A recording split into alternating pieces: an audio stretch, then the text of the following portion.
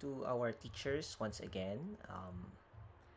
In this video, we are going to discover and hopefully put into use two of the applications that our library has provided for us to augment and to support the content that we are preparing here in our Canvas LMS. And these support applications can be used mostly by the teachers and also by our students. And the good thing about this is this has been embedded by our IT department into our rich content editor. And so I would like to have a shout out to our IT department headed by Sir Ernesto. And of course, thank you very much to the efforts of our librarians, no? Especially Miss Johnny, for really working hard in bringing us these applications. And it's actually going to work wonders, I'm sure, when we get to know and we get to use these applications. I'm talking about these two applications here. So as you can see, we have this letter L um, image, which is actually the Learn 360 application. And this blue image here, which is about the Credo reference application. And today, we get to know how we could use them, how we could embed them into our Canvas LMS in our rich content editor, and how it could help us in our preparation with our lessons. So, first up, I'm going to present to you Learn 360. So while you're preparing, of course, we know you have certain topics that you want to include in your preparation. So like in this case, the title here is all about okay, it's COVID-19, but I would like to change it because of course I'm teaching math.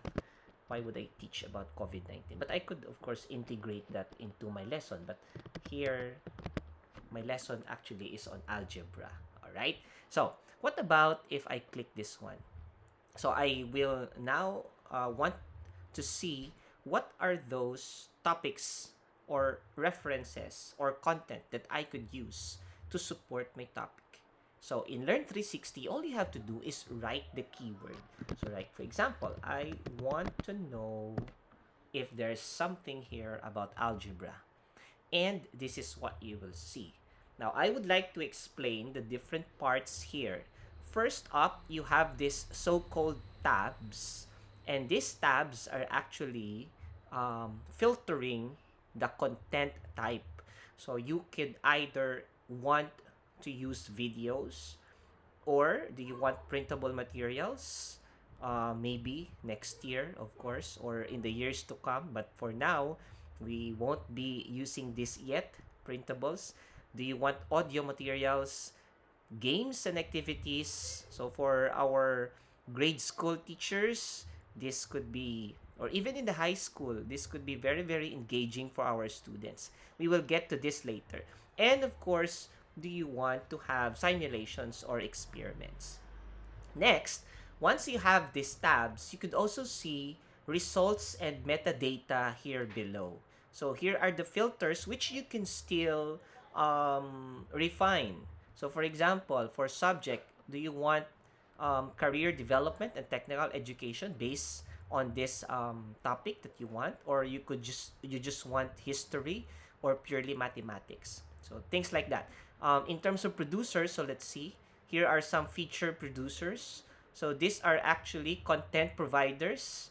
So if you know, or if you have preferences when it comes to content providers, then you could click here. Next, you could also have, or you could refine the format. So it could either be titles and segments, titles or segments alone. Grades, so you could filter that either pre-K to grade 2, 3 to 5, 6 to 8. I'm teaching grade 7, so I'm going to click this one. All right. What about languages? So is it all languages?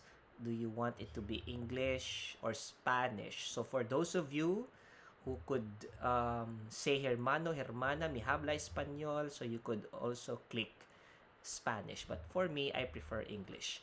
Also, what are the types here? It could either be documentary film, dramatic production, or educational video. So I would prefer all types. Then, what about copyright? So, do you want it within 1 year, within 5 years, more than 20 years? It's up to you. So, if there's a case that you're filtering as well the dates of your references, then you could also have it filtered. So, like for example, in my case, I would like it to be a little bit recent, so I want it to be within 5 years. Now, after that, you could see here the previews or the displays of your videos or whatever experiments, games, and activities depending on the content type that you want. So here, you could actually click on the following just to check the content of this. So for example, let me go ahead and have a preview of this one. So far, if your internet is fast enough to process this one, it should be here by now. But okay, so it's here. Right. It's 1 minute and 33 seconds, and let me see about this content if it suits. All right.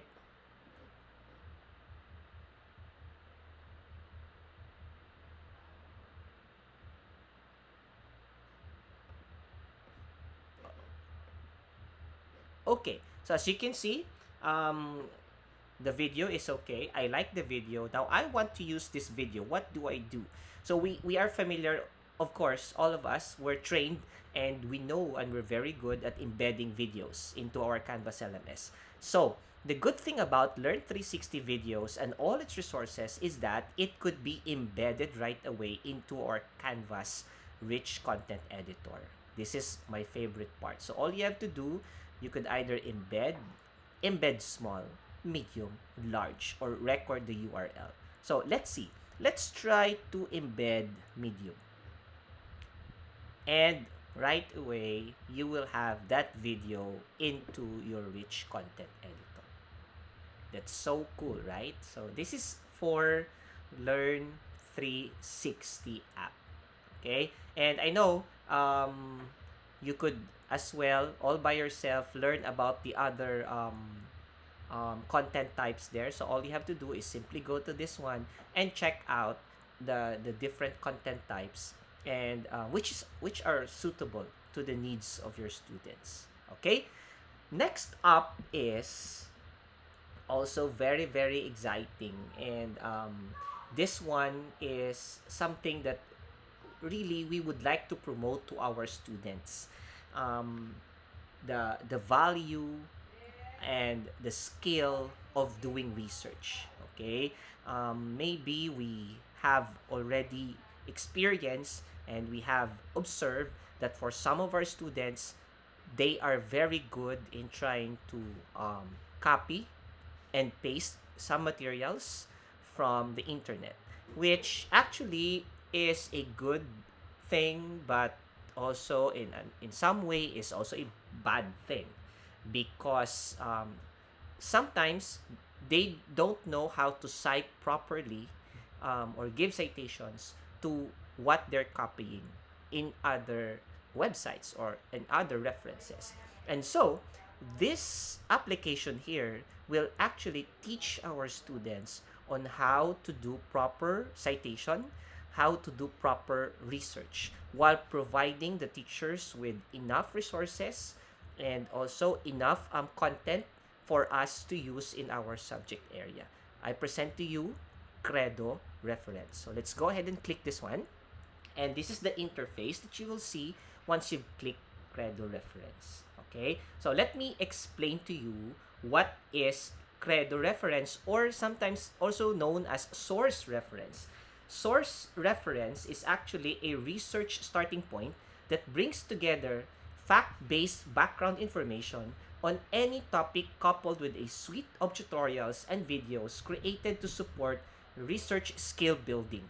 What do I mean by that? If we're going to click right here, you could actually sift through the topics of source reference based on the topic of your choice.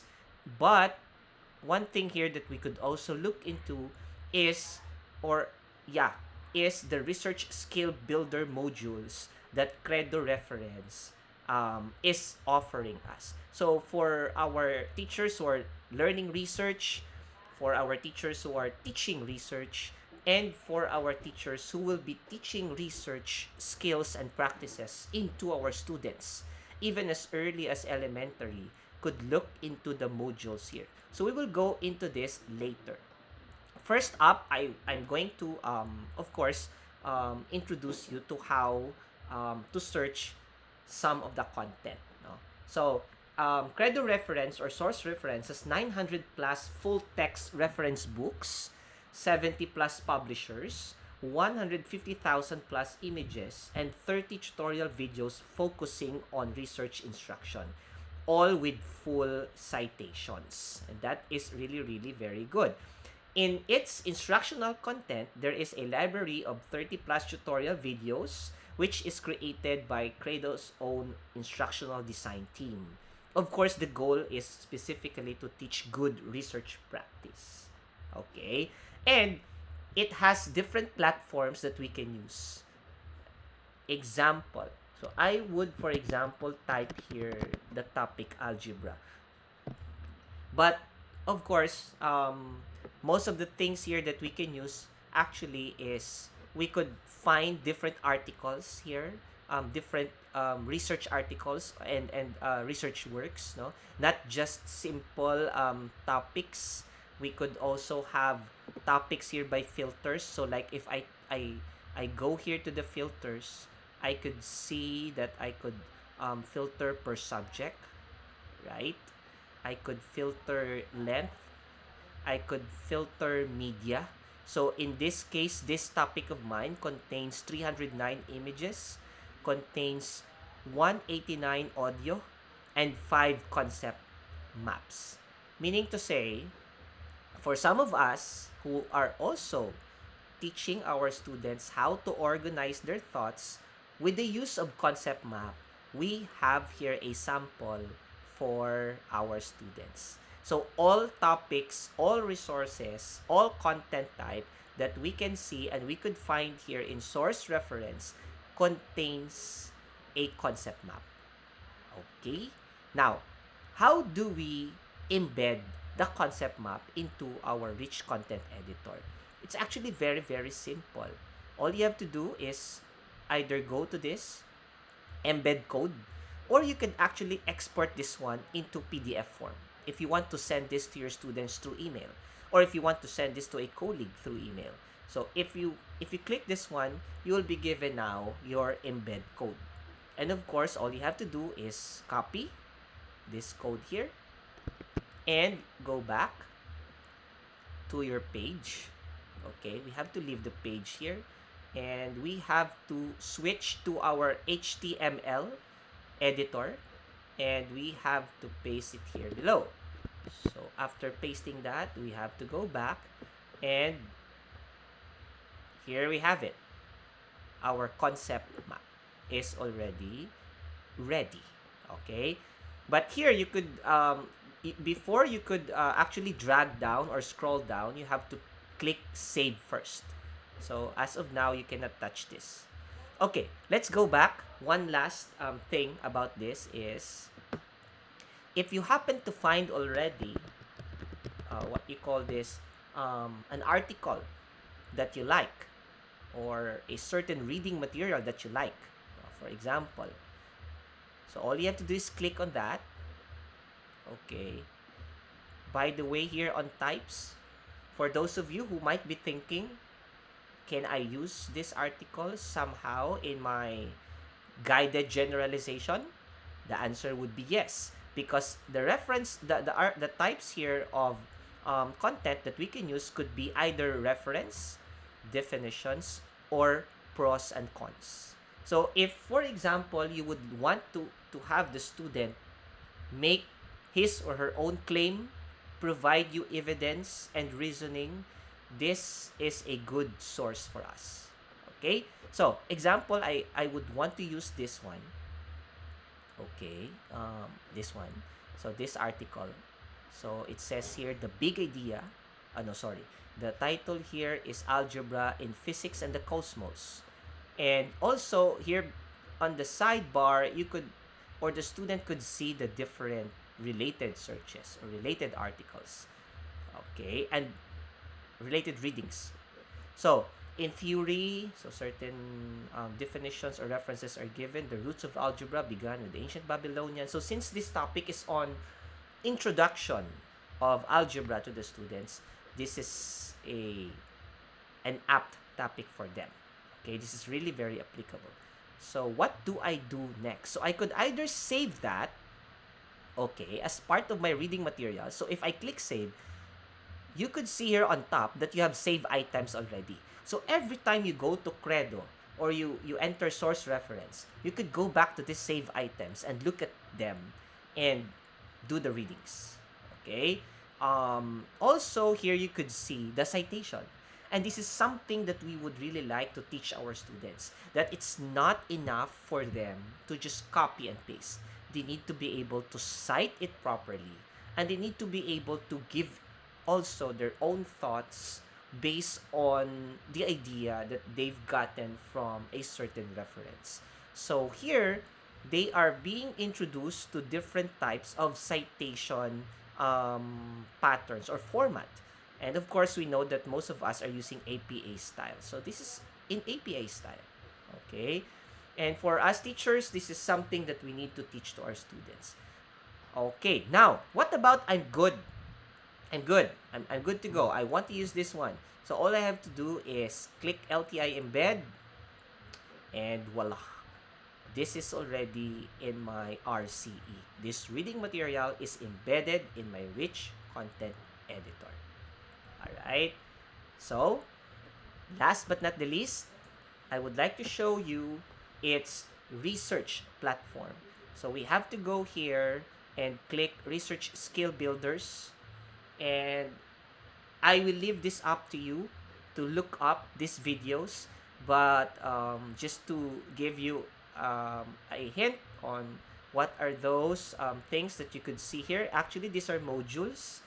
So taking on a research project, academic integrity, which actually we can really use. I know that for some of us, we're really crying hard when it comes to how do we maintain academic integrity, how do we maintain validity and reliability of our assessments. So maybe this could somehow help us. So all you have to do is just um, have self-study with this one, or maybe in the future discussions on this, we could exchange ideas based on what we've learned, especially right here. So you have using and understanding resources, also which I find very applicable and also very practical for our students, is the study and writing skills, which in this time of online learning is a must for our students. Study and writing skills. We need to develop in them, for a start, how they would be able to adopt a good study habit, how to become self-regulated learners. So, I leave this up to you. And once again, I hope that we could integrate, we could incorporate these things in the lesson preparation that we have. This is applicable for all subject areas. And again, I would like to thank Ms. Johnny and also the IT group for providing us these applications, because I know that this is really very helpful for both our teachers and our students. So, I wish you good luck in your lesson preparation, in your module preparations for this second quarter. Once again, I would like to say thank you to everyone for the cooperation, for your commitment for the first quarter success of our e-learning program. Also, with our impending performance task integration tomorrow, I hope that we could alleviate the cognitive load for our students. We could uplift the amount of workload that we are giving them. And of course, we could better the second quarter our offering when it comes to our e-learning program. So again, thank you very much. Thank you and goodbye.